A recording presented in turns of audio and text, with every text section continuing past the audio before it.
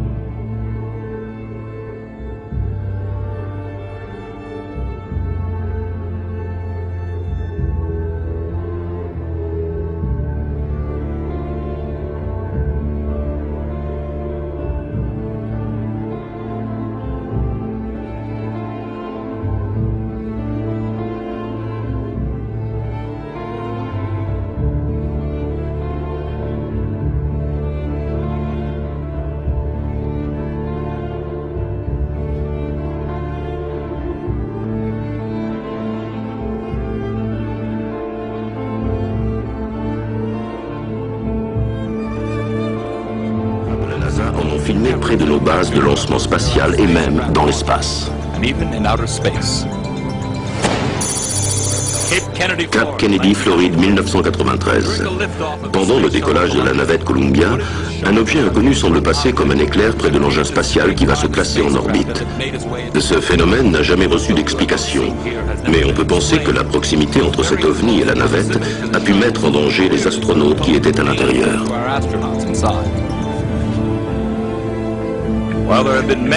Beaucoup d'objets mystérieux ont été vus et filmés au cours des missions habitées. Mais les images peut-être les plus stupéfiantes montrent la présence d'ovnis non loin des astronautes.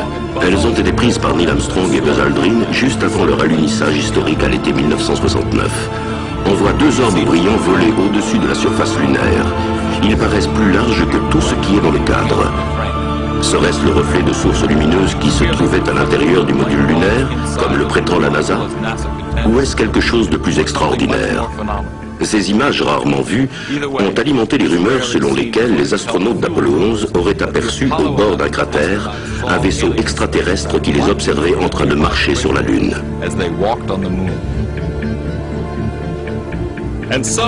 Certains spécialistes des ovnis sont convaincus que nos systèmes de défense stratégique sont conçus pour nous protéger d'une attaque extraterrestre et que certaines armes ont même été utilisées au-dessus de la Terre. Septembre 1991. Sur ces images prises par les caméras de la NASA qui se paraît quitter l'atmosphère terrestre et se déplacer vers le haut à gauche. Ensuite, disparaît à toute vitesse dans l'espace. Il y a un engin de grande taille qui avance dans cette direction. Ensuite, il va y avoir un éclair et il va repartir à toute vitesse. Aussi étonnant que cela paraisse, le docteur Jack Kasher, qui a travaillé au développement de notre défense stratégique, croit que nous assistons ici à un tir d'armes défensives suivi d'une manœuvre de fuite. Un double éclair ici en bas et ensuite il va filer comme une flèche. Voilà le flash et il s'en va. Et la traînée reste juste à l'endroit où il était.